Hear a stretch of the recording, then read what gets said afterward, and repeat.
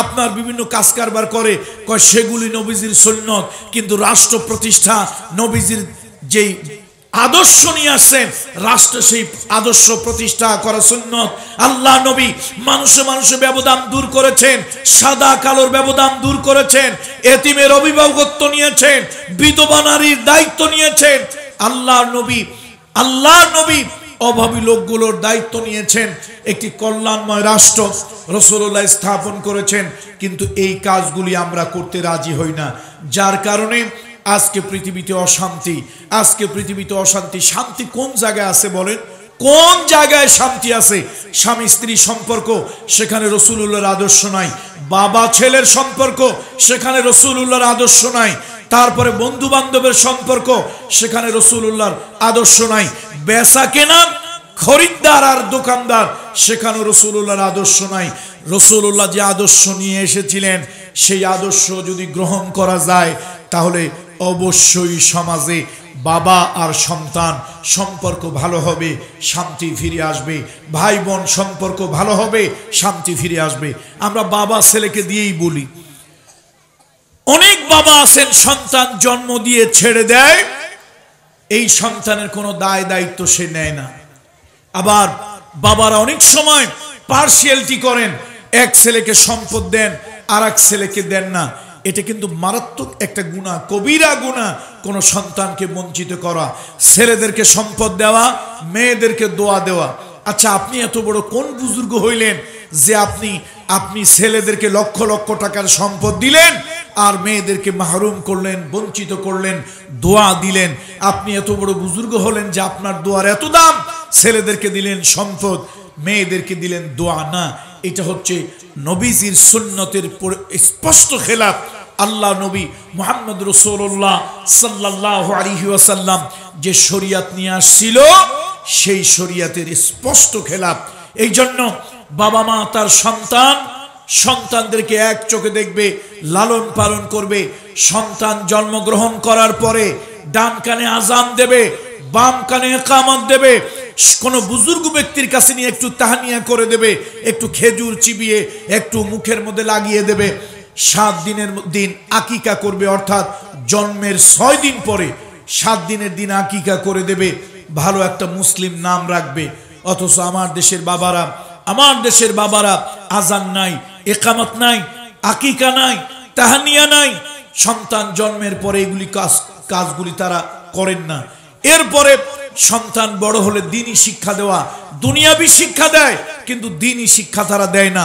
রাসূলুল্লাহর আদর্শ যেখান থেকেই চলে গিয়েছে, সেখান থেকেই শান্তি উঠে গেছে। আল্লাহর নবীর আদর্শ যেখান থেকে উঠে গিয়েছে, সেখান থেকেই শান্তি উঠে গিয়েছে। পৃথিবীতে আজকে শান্তি ঘরেও নাই, বাহিরেও নাই, রাজনৈতিক অঙ্গনেও নাই। কথা ঠিক কিনা বলেন? বন্ধুরা আমার, আল্লাহর নবী ছেলে সন্তান আর মেয়ে সন্তানের ভিতরে কোনো পার্থক্য রাসূলুল্লাহ করতেন না। এটা নবীজির আদর্শ নয়। আমাদের দেশে ছেলে হলে দাদারা খুশি হয়, ছেলে হলে দাদি খুশি, দাদা খুশি, বাবা খুশি। কিন্তু যদি মেয়ে হয় তাহলে কিন্তু এরা খুশি হয় না। ও বাবা, ও দাদা, কন্যা যে আল্লাহ তাআলা দেয়, পুত্র ওই আল্লাহ তাআলা দেয়। আমার রাসূলুল্লাহ সাল্লাল্লাহু আলাইহি সাল্লাম, আল্লাহর নবী ছেলে আর মেয়েদের মধ্যে কোনো পার্থক্য করেন নাই। রাসূলুল্লাহ বলেছেন, তোমাদের ভিতরে যার 3টা কন্যা সন্তান, তার বিবের দায়িত্ব, রুবুবিয়াতের দায়িত্ব, লালন পালনের দায়িত্ব যথাযথভাবে যারা করবে, আর এই সন্তান বড় হলে লালন পালন করে বিবাহ শাদী দেবে। আল্লাহর নবী বলেছেন, ও কন্যার বাবা, ও কন্যার মা, তুমি আর আমি নবী মুহাম্মদুর রাসূলুল্লাহ পাশাপাশি জান্নাতে থাকবো। তাহলে ছেলেকে দেখলাম এক চোখে, মেয়েকে দেখলাম আর এক চোখে। এইটা তো রাসূলুল্লাহর আদর্শ নয়, আল্লাহর হাবিবের আদর্শ নয়। সুতরাং ঘরে আমার শান্তি হতে পারে না যে ঘরের ভিতরে ছেলে আর মেয়েতে পার্থক্য আছে। যে ঘরে স্বামী স্ত্রী সম্পর্ক ভালো নাই, আল্লাহর নবী ঘরে আসতেন, আল্লাহ নবী ঘরে আসতেন, সালাম দিতেন নারীদেরকে, রাসূলুল্লাহর স্ত্রীরাও নবীকে সালাম দিতেন।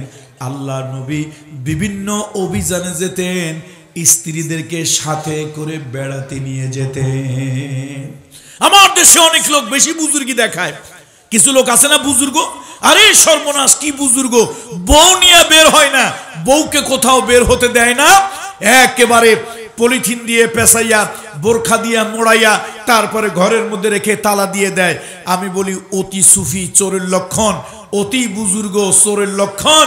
দেখেন না সালমান এফ রহমান কি দরবেশ, আসলে দরবেশ না ধরছিল ভেষ। শয়তানটারে খুঁজে পাওয়া গেছে নৌকার মধ্যে। কি শয়তান, এই দাড়ি যে রাখছে রে নবীজির সুন্নত দাড়ি না, এটা হলো চোরের নৌকায় সাধুর নিশান দিয়া সই যে অকাম কুকামকে জায়েজ করার একটা সাইনবোর্ড লাগাইছে। নৌকার মধ্যে ধরা পড়ছে কি দাড়ি সহ না দাড়ি কেটে ফেলছে। অথচ একজন আলেমকে, ইসলামী আন্দোলনের একজন কর্মীকে যদি বলা হতো তুমি দাড়িটা কেটে ফেলো, সে বলতো ফাঁসির মঞ্চে যেতেও রাজি আছি, ফাঁসির দড়ি গলায় নিতেও রাজি আছি, নবীজির যে সুন্নত একবার রেখেছি ওই সুন্নতে খুর লাগাতে পারবো না। বন্ধুরা আমার, বন্ধুরা আমার, রাসূলুল্লাহর আদর্শ আছে কোথায়? স্বামী স্ত্রীর বিবাহ শাদীর ভিতরে রাসূলুল্লাহর আদর্শ নাই, এই জন্য স্বামী স্ত্রীর দাম্পত্য জীবনে শান্তি নাই। স্বামী স্ত্রীর প্রতিপক্ষ দুজন, একজন আরেকজনের প্রতিপক্ষ। অথচ আল্লাহ তাআলা কোরআনুল কারীমের ভিতরে বললেন হুন্না লিবাসুল লাকুম ওয়া আনতুম লিবাসুল লাহুন্না, তারা হলো তোমাদের পরিচ্ছদ, তোমরা হলো তাদের পরিচ্ছদ। রাসূলুল্লাহ সাল্লাল্লাহু আলাইহি ওয়াসাল্লাম বলেছেন মানুষ বিবাহ করে তার বংশমর্যাদা দেখে, সৌন্দর্য দেখে, টাকা পয়সা অর্থবৃত্ত দেখে, আর একটা হলো তার দ্বীনদারি দেখে। ফাজফারু বিজাতিদ দ্বীন, আল্লাহ নবী বললেন তুমি যখন বিয়ে করবে তার কি টাকা আছে টাকার দিকে লক্ষ্য করিও না, তার বংশমর্যাদার দিকে লক্ষ্য করিও না, তার ধন দৌলতের দিকে লক্ষ্য করিও না, লক্ষ্য করো আগে তার দ্বীনদারি আছে কিনা। যেই মেয়েটার ভিতরে দ্বীনদারি আছে ওই মেয়েটাকে তোমার জীবন সঙ্গী হিসাবে তুমি গ্রহণ করো, জীবন সঙ্গী হিসাবে তুমি কবুল করো। এই নারীর দ্বারা তুমি শান্তি পাবে, এই নারীর দ্বারা তুমি মানসিক প্রশান্তি লাভ করবে।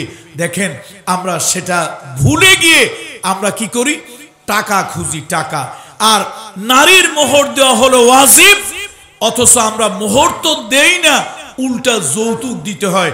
সুতরাং ঘরে শান্তি নাই, ঘরে শান্তি নাই, ঘরের ভিতরে স্বামী স্ত্রী সেই মধুর সম্পর্ক, ভালোবাসার সম্পর্ক নাই। তারপরে সমাজে তো শান্তি নাই। রাসূলুল্লাহ সাল্লাল্লাহু আলাইহি ওয়াসাল্লাম প্রতিবেশীর সাথে ভালো আচরণ করার জন্য বলেছেন। আমরা সব থেকে প্রতিবেশীর হক নষ্ট করি, প্রতিবেশীর জায়গা নষ্ট করি, প্রতিবেশীর সীমানা নষ্ট করি। নবীজির বিধান যেখানেই নাই সেখানেই শান্তি নাই। আল্লাহ নবী বলেছেন, বিশ্ব নবী বলেছেন ওই ব্যক্তি মুমিন নয়, ওই ব্যক্তি মুমিন নয়। সাহাবীরা জিজ্ঞেস করলো ইয়া রাসূলুল্লাহ কোন ব্যক্তি মুমিন নয়? নবীজি বললেন যে ব্যক্তি পেট ভরে আহার করার পরে ঘুমাইয়া গেল, এই কথা জেনে তার প্রতিবেশী এখনো না খেয়ে আছে, তার প্রতিবেশী এখনো না খেয়ে আছে, ওই ব্যক্তি নিজের যতই মুমিন বলে দাবি করুক সে মুমিন নয়। ও আমার সাতকানিয়ার ভাই বন্ধুরা, ও রুজুমের পাড়ার লোকজন, মুহাম্মদুর রাসূলুল্লাহ সাল্লাল্লাহু আলাইহি ওয়াসাল্লাম আল্লাহর নবীর যে আদর্শ নিয়ে আসছেন ওই আদর্শ ঘরে রাখতে হবে, ওই আদর্শ ঘরে রাখতে হবে, ওই আদর্শ সমাজে রাখতে হবে। তাহলে ঘরেও শান্তি পাবেন আর সমাজেও শান্তি পাবেন। প্রতিবেশীর দিকে খেয়াল রাখা। আল্লাহ নবী বলেছেন তোমার ঘরে যদি একটা দামি খাবার আনো, খবরদার দেখায় দেখায় খেও না। তোমার বাচ্চাগুলি অন্যের বাচ্চাদেরকে দেখায় যেন না খায়। ওই বাচ্চাগুলি কাঁদবে, আফসোস করবে, তার বাবা মার কলিজায় ব্যথা লাগবে যে হারে আমার বাচ্চাকে আমি এটা দিতে পারলাম না। রাসূলুল্লাহ সাল্লাল্লাহু আলাইহি ওয়াসাল্লাম বলেছেন তোমরা যদি গোশত রান্না করো তাহলে সুরবাটা ঝোলটা একটু বাড়িয়ে দিও, অন্তত যাতে একটু তরকারি প্রতিবেশীকে দিতে পারো। এই যে প্রতিবেশীর সাথে সুন্দর সদাচরণ, বন্ধুসুলভ আচরণ, অথচ দেখা যাবে যে আমরা যারা মুসলমান অনেকেরই প্রতিবেশীর সাথে ভালো সম্পর্ক নাই। প্রতিবেশী যে ধর্মেরই হোক, যে দলেরই হোক, যে বর্ণেরই হোক, প্রতিবেশীর সাথে সুন্দর সম্পর্ক রাখা, তার আইল নষ্ট না করা, অর্থাৎ প্রতিবেশীর সীমানার মধ্যে ঢুকে না যাওয়া। অথচ আমাদের চরিত্র কি জানেন? পরের জমি 3 হাত দখল করে খায়, এরপরও আইলে দাঁড়াইলে মনে হয় ভিতরে আরো 2 হাত পাই। ঠিক না? এই জন্য সমাজে শান্তি নাই। এবার আসেন, সাতকানিয়ার লোকজন ব্যবসা করে বেশি, ব্যবসাও কিন্তু শান্তি নাই। রাসূলুল্লাহ সাল্লাল্লাহু আলাইহি ওয়াসাল্লাম বাজার দিয়ে যাচ্ছিলেন, আল্লাহ নবী বাজার দিয়ে যাচ্ছিলেন, হঠাৎ একটা খাদ্যের স্তূপ দেখে নবীজির যেন কি মনে হলো, নবীজি হাতটা ভিতরে ঢুকায় দিলেন। আল্লাহ নবী হাতটা ভিতরে ঢুকায় দিলেন। নবী যা সন্দেহ করেছিলেন তাই হলো। উপর দিয়ে সুন্দর ভালো ভালো, ভিতরে সব নষ্ট, ভিতরে সব খারাপগুলি, অর্থাৎ উপর দিয়ে ফিটফাট মাগার ভিতরে সদরঘাট, ভিতরে খারাপ জিনিস। রাসূলুল্লাহ রাগ হলেন, আল্লাহ নবী অসন্তুষ্ট হলেন। রাসূলুল্লাহ বলেন, মান গাশশানা ফালাইসা মিন্না। এরকম ব্যবসার ক্ষেত্রে যারা ধোঁকা দেয়, আমি মুহাম্মদ রাসূলুল্লাহ বলতেছি, ওই ব্যক্তি আমার উম্মত নয়। কি কঠিন কথা! আজকে যদি রাসূলুল্লাহ সাল্লাল্লাহু আলাইহি ওয়াসাল্লাম, আল্লাহ নবীর এই বিধান ব্যবসার ক্ষেত্রে যদি চলতো, ব্যবসার সেক্টরটা ভালো চলতো না খারাপ চলতো? এখন প্রতিযোগিতা হয়েছে, কে কত খাদ্যে ভেজাল দিতে পারে, ওজনে কম দিতে পারে, কে কত 2 নম্বরই 6 নম্বরই করতে পারে। হুজুর, এখন আর দরবেশগিরি করলে আর ব্যবসা চলে না।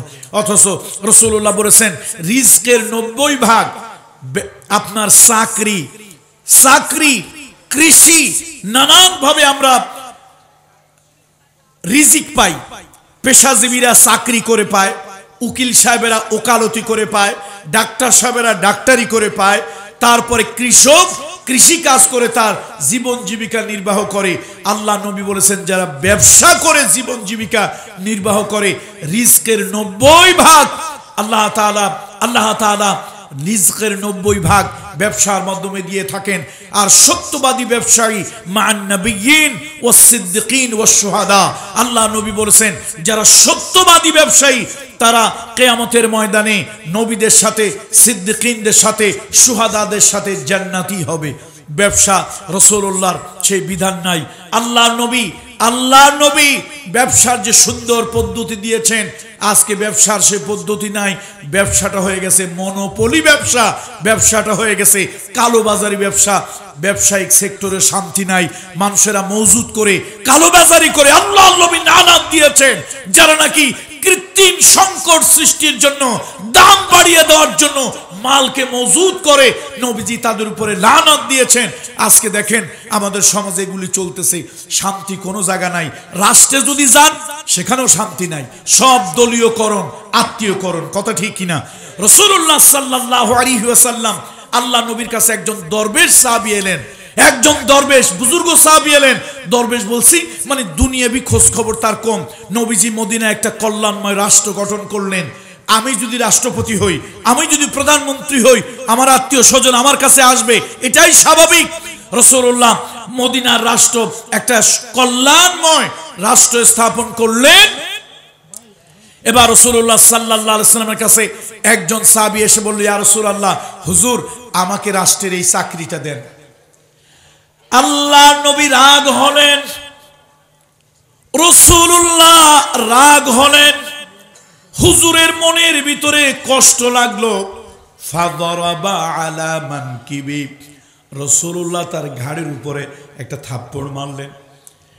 এবার রাসূলুল্লাহ দাঁড়ালেন আর বললেন, ইন্নাহা লা আমানাতুন, তুমি যে আমার কাছে রাষ্ট্রের চাকরিটা চাইলা, এই চাকরিটা সাধারণ কোনো বিষয় নয়, এই চাকরি হলো একটা আমানত। এই আমানতের জন্য আল্লাহ তাআলা কিয়ামতের ময়দানে এই আমানতের জন্য আল্লাহ জিজ্ঞাসা করবে, জবাবদিহি করতে হবে। যদি কেউ এই আমানত ঠিক মতো আদায় না করে, এই আমানতের খেয়ানত করে, আল্লাহর আদালতে জবাব দিতে হবে। তাহলে রাষ্ট্রের যারা চাকরি পাবে, তারা আত্মীয় হওয়ার কারণে চাকরি পাবে না, দলীয় হওয়ার কারণে চাকরি পাবে না, বরং রাসূলুল্লাহ অন্য একটা হাদিসের ভিতরে আল্লাহ নবী কি আদর্শের কথা বললেন, তুমি রাষ্ট্রের চাকরি নিলা অথচ জনগণের হক আদায় করলে না। রাষ্ট্রের চাকরি নিয়া জনগণের হক ঠিক মতো আদায় করলে না। নবীজি বলেছেন এই লোকগুলি হলো গাদ্দার। এই লোকগুলি কি? লিকুল্লি গাদ্দারিন লিওয়াউন, কিয়ামতের ময়দানে এই গাদ্দার যারা হবে, অর্থাৎ রাষ্ট্রের বেতন খাইছে, রাষ্ট্রের চাকরি করে, অথচ বিশেষ দলীয় এজেন্ডা বাস্তবায়ন করার জন্য চেষ্টা করেছে, জনগণের হক আদায় করে নাই, জনগণের উপরে ঠিক মতো আচরণ, বন্ধুসুলভ আচরণ করে নাই। নবীজি বলেন এই লোকগুলি কিয়ামতের ময়দানে যখন উঠবে, আল্লাহ তাআলা তাদের পাছার মধ্যে বিরাট বড় একটা পতাকা লাগায় দেবে। নাউজুবিল্লাহ। পাছার মধ্যে কি লাগায় দেবে? কথা কয় না, কি লাগায় দেবে? পতাকা লাগায় দেবে। লিকুল্লি গাদ্দারুন লিওয়াউন, প্রত্যেকটাই গাদ্দারের মধ্যে আল্লাহ তাআলার ফেরেশতারা বিরাট বড় একটা পতাকা, একটা নিশান লাগায় দেবে।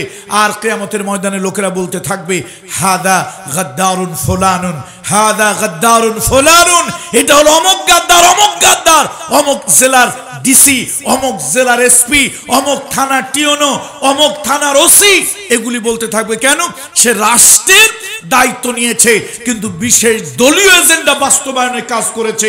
আল্লাহ নবী বলেছেন না, রাষ্ট্রের যারা চাকরি নেয় তারা হলো জনগণের খাদেম, জনগণের খেদমত করবে, বিশেষ কোনো দল গোষ্ঠীর খেদমত নয়। তাহলে ব্যবসায় শান্তি নাই, নবীজির আদর্শ নাই। ঘরে শান্তি নাই, নবীজির শান্তি নাই। স্বামী স্ত্রী শান্তি আছে? এনজিও গুলো আমাদের দেশের মহিলাদেরকে শিখাই দিয়েছে, আমার দেশের নারীকে শিখাই দিয়েছে কি স্বামীর কথা মানবো না, কিস্তি দেওয়া ছাড়বো না, তারপরে ঝড় বৃষ্টি মানবো না, নারী নারী সবকিছু পারি। স্বামী আর স্ত্রী একে অপরের মুখোমুখি লাগায় দেওয়া হলো, অথচ আল্লাহ নবী বলেছেন স্বামী স্ত্রী সম্পর্ক হলো সব থেকে মধুরতম সম্পর্ক, স্বামী স্ত্রী সম্পর্ক হলো সব থেকে প্রাচীনতম সম্পর্ক, স্বামী স্ত্রী হলো পৃথিবীর প্রথম সম্পর্ক। আল্লাহর হাবিব মুহাম্মদ রাসূলুল্লাহ সাল্লাল্লাহু আলাইহি ওয়াসাল্লাম স্ত্রীদেরকে ভালোবাসতেন, স্ত্রীদেরকে ভালোবাসা সুন্নত। আজকে স্বামী স্ত্রীর ভালোবাসা নাই, স্বামীরা স্ত্রীদেরকে ভালোবাসেন না, আবার অনেক স্ত্রী স্বামী বাদ দিয়া অনেকের সাথে পরকীয়ায় লিপ্ত হয়ে যায়, ঠিক না? সুতরাং রাসূলুল্লাহ সাল্লাল্লাহু আলাইহি ওয়াসাল্লাম মানবতার বন্ধু মুহাম্মদ রাসূলুল্লাহ সাল্লাল্লাহু আলাইহি ওয়াসাল্লামের আদর্শ বাস্তবায়ন, সে আদর্শটা রাষ্ট্রেও বাস্তবায়ন, পরিবারে বাস্তবায়ন, সমাজে বাস্তবায়ন। নবীর আদর্শ যেখানেই নাই, নবীর আদর্শ যেখানেই বাস্তবায়ন নাই, সেখানে শান্তি না অশান্তি? বলেন শান্তি না অশান্তি? রাসূলুল্লাহর আদর্শ যেখানেই বাস্তবায়ন হয় নাই সেখানেই অশান্তি। শিক্ষা ক্ষেত্রে আল্লাহ নবীর আদর্শ নাই, শিক্ষা ক্ষেত্রে আল্লাহ নবীর আদর্শ নাই। দেখুন, সৃষ্টি জগতের প্রথম শিক্ষক হলেন আল্লাহ, সৃষ্টি জগতের প্রথম ছাত্র হলো আবুল বাশার আদম সফিউল্লাহ। আর মুহাম্মদ রাসূলুল্লাহকে আল্লাহ তাআলা গারে হেরায় 5টা বছর কুদরত দিয়ে আল্লাহ তাআলা তাকে শিখাইছেন। আল্লাহ হলেন ওস্তাদ আর মুহাম্মদ রাসূলুল্লাহ হলেন ছাত্র। রুহুল আমিন জিব্রাইলের মাধ্যমে আল্লাহ তাআলা শিক্ষা দিয়েছেন। অথচ আমার দেশের শিক্ষা ব্যবস্থাটা নষ্ট হয়ে গেছে। বাচ্চাদেরকে যেন তেন শিক্ষা দেওয়া হয়, যেন তেন শিক্ষা দেওয়া হয়। কি শিক্ষা আমাদের দেশে? ডিম ভর্তা আর আলু ভাজি শিক্ষা দেওয়ার জন্য বিগত সরকারের আমলে। এই জন্য অনেকে দুঃখ করে বলেছেন বিগত সরকারের আমলে সমাজ ধ্বংস করছে পরিমণি আর শিক্ষা ধ্বংস করেছে নুরুল ইসলাম নাহিদ ও দীপুমণি। সমাজ ধ্বংস করছে কে? পরিমণি। পরিমণি সমাজটা কেমনে ধ্বংস করলো দেখেন। মামুনুল হক বউ নিয়ে কোথায় গেছিল? রিসোর্টে। কেউ কয় দ্বিতীয় বউ। আচ্ছা, দ্বিতীয় হোক, তৃতীয় হোক, চতুর্থ পর্যন্ত তো অসুবিধা নাই। কোনটা হইলে অসুবিধা? পঞ্চম হইলে অসুবিধা। তো এখন যে বউ 1 নম্বর হোক, 2 নম্বর হোক, 3 নম্বর হোক, কথা কয় না, 4 নম্বর হোক, গিলিয়া গেলে তো দোষের কিছু না। তো মামুনুল হক সাহেবেরা বউ নিয়ে রিসোর্টে গেলে সমস্যা, কিন্তু পরিমণিরা বিবাহের আগে পেটে বাচ্চা ঢুকাইলে তার বেবি পাম্প নিয়ে আসে, ছবি দিল।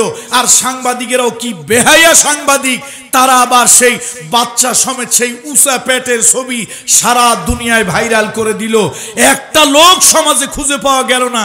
এই মহিলার জিজ্ঞেস করবে, তোর বিবাহ হইল পরে, তোর পেটে বাচ্চা আগে ঢুকলো কেমনে?